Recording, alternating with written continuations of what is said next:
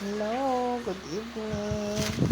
Maluto kita gali sa linaga mga karne. So, ang aton nga ingredients is karne, syempre, then patatas, pitsay. So, una, gigurot ko ang pitsay. So, ako siya ginigyan ang pitsay. Ginugasan ko siya, then ibutang ko siya, naging-separate ko siya sa sulodlan. So balik ko ng lantalig siya siguro nga hugasan gid sang maayo kay parang kung ano man ang chemical na nagatapik sa iya, so hindi siya natin makaon. So sa subong kinahanglan gid naton ang mainit-init nga sabaw kay tungod nga matugnaw. So, ang next is ang patatas. So, may ara ako 3 kabilog ng patatas. So, ako siya nga kanitan. So, kanitan ko una ang isa ka patatas. So, manami lang kay mahapos gid maglimpyo kay ang tubig nagatubod lang. No, so nag-ulan na gid man diri amo na nga ang tubig is masulog na siya. Tatlo ini siya kabilog ang patatas na ginbakal ko. Sakto lang gid ni siya sa ginbakal ko man nga karne nga balor 200 pesos. Upod ang pitsay kag karne. So after ko ni siya karon nga iharon, so after ko siya galaay nga panitan, ako ni siya karon nga iharon parang at least malimpyo ni siya antes ko siya ibutang sa ako nga linaga, no? So isa pa lang ang natapos ko, may isa pa gid, no? Tatlo na siya kabilog, isa na ang natapos, ang isa na pagkitan pa lang, yun ang isa is wala pa gid siya. Manamit ko dyan sa subang tiyempo ang sabaw. So ako na siya naisipan ko nga lutoon agod nga kaumpawan lang kita sang tugnaw nga ato nga nabatyagan. Dahil sa lawas mo natin ang sabaw.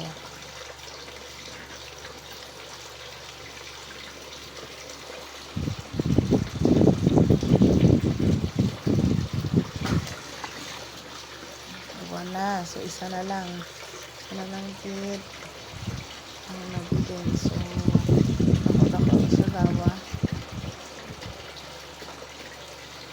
ginamit ang nilaga nga may patatas then pitsay. So ang gawin sa karne nakasalupsop siya sa may patatas kag pwede man na kamay na lang tungod nga ang patatas is pwede siya masubstitute sa kanon na kay carb man siya. Gawin na lang ang pananitan after ko siya kainitan hugasan ko siya, no? And after ko siya hugasan ihado ko siya. So sa wakas tapos na man ang pangatlo nga patatas. Okay. So ako na siya nga na ang isa ang patatas na ay nakulagin panitan. So kihabin ko siya sa magamay na pag-slice na ang tsakto lang dito siya sa dua. And next naman sa dua na. So next so dako sa gawa ano pa rin yung tatlo sa ulit dua. Yan ang isa naman cut ko man sa interest kay manipis na siya gawa, so hindi siya parehas ang pag-slice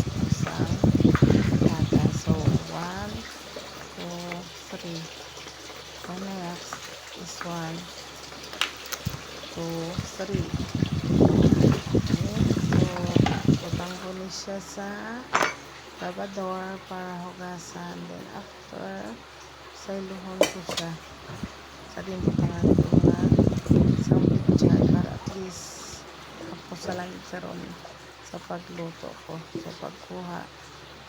Okay? After sini,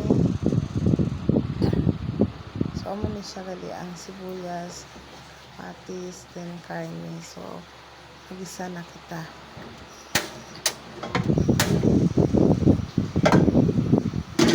Para natin nga kalan. So magisa kita.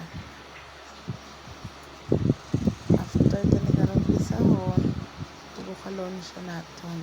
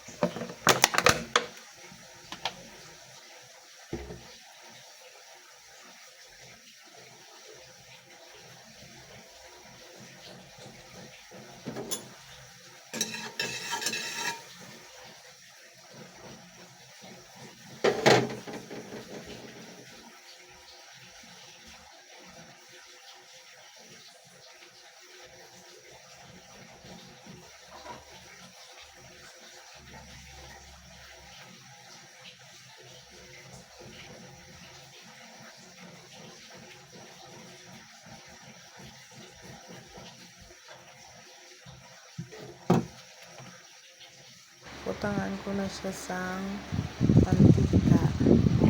Then after, ito siya nga butangan sang mantika. Pag nagbukal na ang mantika, iskisahon ko na ang sibuyas, ang ahos, kag ang kamatis. So gamay lang yun. Ako din slice, sakto-sakto lang dito sa kalutuan. Kaya gusto ko lang pagod nga mag-sipid. So, ana siya. Parang pula-pula na siya.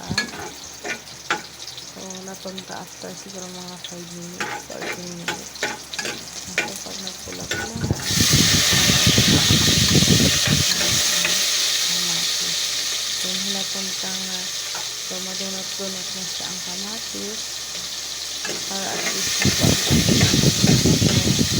ang color niya daw orange.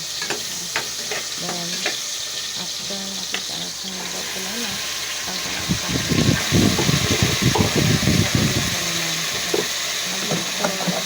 itak ka lang ang kailangan pang sa titiran.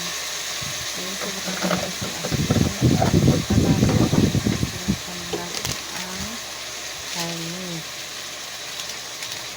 then next is tangan siya natin man sa gitara. Gamay lang man gitara. Tapos takloban siya natin para nga mabukal siya. So amala siya magsanlag kita. Para at least ang iya damit and buksan ko siya. Nagkabukal na siya. Then after nga daw okay na siya.